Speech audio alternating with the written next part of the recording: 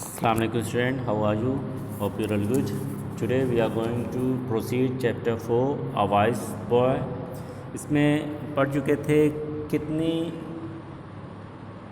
आसानी से और कितने अच्छे ढंग से जो स्मॉल बॉय जो यंग बॉय है वो जो इन्वॉय थे उनके तीनों क्वेश्चन के आंसर्स को देते हैं और वो इस तरीके से देते हैं कि जो इन्वॉय है वो बिल्कुल स्पेशलेस हो जाते हैं, यानी उनके पास कोई वर्ड ही नहीं होते, कोई लफ्ज़ ही नहीं होते जिसको वो उनके आंसर्स के सामने, उनके दलील के सामने पेश कर सकें, जो प्रूफ उन्होंने यंग बॉय ने दिए थे।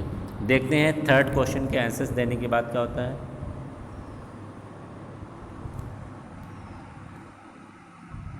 बॉय कहता है, wait, you are the one who is asking the questions and I am the one who is giving the answers to these challenges. It is only fair that you should come down to where I am standing and that I should go up where you are right now in order that the answers may be heard as clearly as the question. अब young boy कहता है wait, अब तीसरे question पूछने से कहता है रुक जाओ, तुम क्वेश्चन पूछने वाले हो और मैं आपके जो क्वेश्चन है, आपके चैलेंजेस हैं, उनके आंसर्स देने वाला हूँ। ये तभी फेयर होगा, ये तभी सही होगा, इंसाफ होगा अगर आप उस जगह पर आएँ जिस जगह पर मैं खड़े हुआ हूँ और मैं आपके उस जगह पर जाऊँ जहाँ पर इस समय आप खड़े हुए हैं। इट मीन्स आप मेरी जगह पर आ जाइए और मैं आपकी जगह पर ऊपर खड़ा हो जाऊँ। अभी तक जो इन्वॉय था वो ऊपर खड़े होकर क्वेश्चन पूछ रहा था और जो बच्चा था वो नीचे भीड़ में जवाब दे रहा था। I should go up where you are right now in order that the answers may be heard as clearly as question. अब उसका तर्क क्या देता है, ताकि लोग जिस तरीके से जितने अच्छे ढंग से क्वेश्चन सुन रहे हैं उसी उतने ही अच्छे ढंग से आंसर्स को भी क्लियरली उतने सुन सकें। This seems reasonable to the Roman, so he came down from where he was standing and the boy ascended the platform. अब ये बात रोमन को मुनासिब लगी कि हाँ ये बच्चा तो सही कह रहा है, मुझे नीचे जाना चाहिए और बच्चे को ऊपर आना चाहिए क्योंकि ये आंसर्स दे रहा है। So he came down from where he was standing, इसलिए वो जहाँ खड़े थे उससे नीचे आ जाते हैं और बॉय असेंड करता है प्लेटफॉर्म को और बॉय उस प्लेटफॉर्म पर जाकर चढ़ जाता है जहाँ पर ये पहले मौजूद थे। द रोमन इन्वॉय, अब रोमन इन्वॉय थर्ड क्वेश्चन पूछते हैं, tell me what is Allah doing at present, मुझे बताओ इस समय अल्लाह क्या कर रहे हैं, अल्लाह ताला कौन सा काम कर रहे हैं। तो यंग बॉय देखते हैं इस क्वेश्चन का क्या आंसर देता है। प्राउडली मीन्स पूरे गर्व के साथ, एट दिस मोमेंट, इस मोमेंट पर। क्यों? क्योंकि अब वो कहाँ पर खड़ा हुआ, ऊंचे प्लेटफॉर्म पर खड़ा हुआ और बाकी सारे लोग और इन्वॉय कहाँ हैं, उसके नीचे खड़े हुए, इसलिए गर्व महसूस कर रहा है। क्या कहता है, when Allah found upon this high platform a liar and mocker of Islam he caused him to descend and brought him low and us for the one who believed in the oneness of Allah, he raised him up and established the truth. अब वो क्या कहते हैं कि इस moment, इस लम्हे, इस समय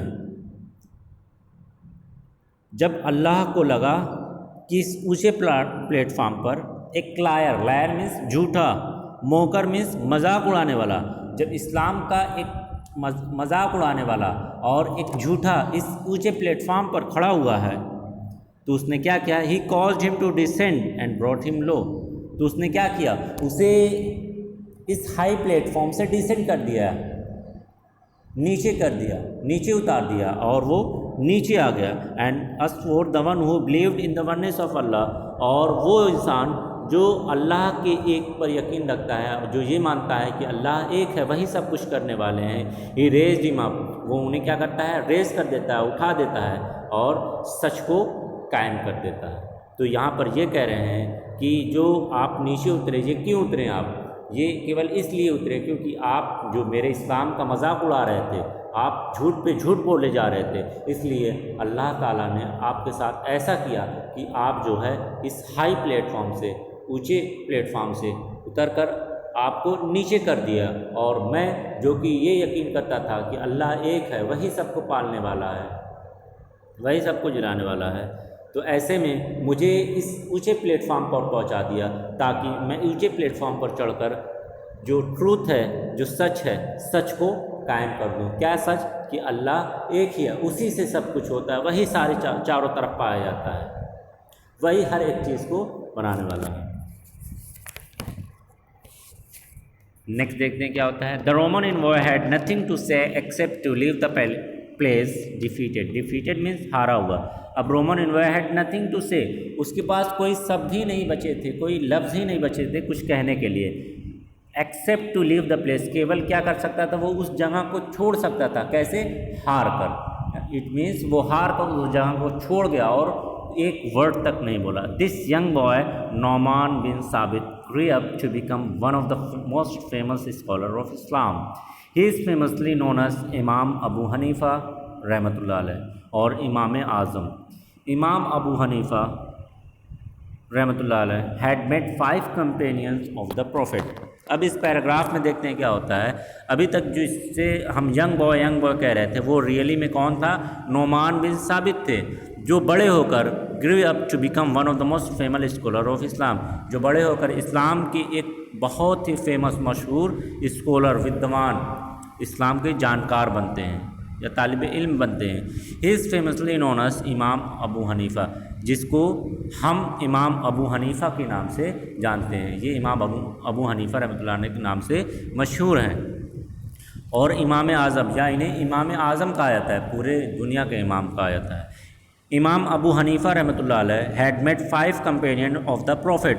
इमाम अबू हनीफ़ा रहमतुल्लाह अलैह प्रॉफिट मोहम्मद सल्लल्लाहु अलैहि वसल्लम के 5 साथियों से मिले थे। 5 कंपेनियन, 5 साथियों से मिले थे।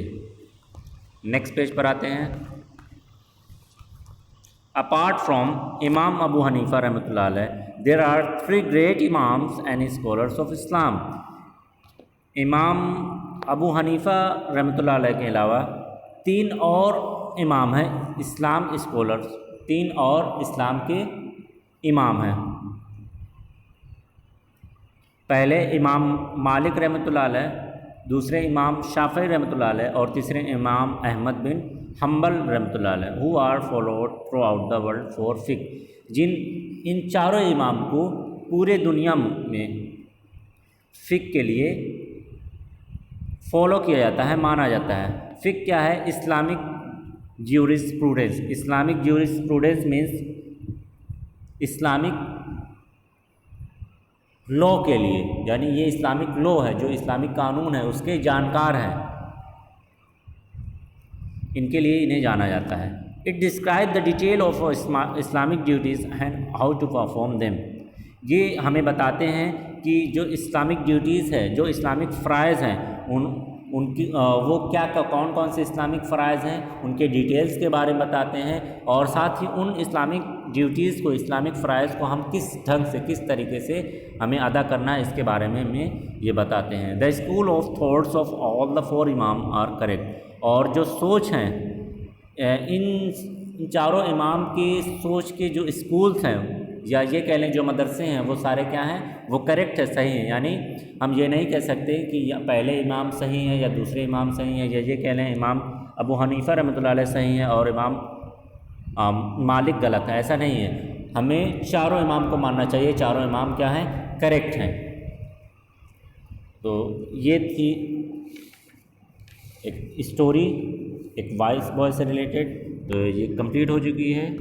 Now we are terminating our class. Okay, अस्सलाम वालेकुम।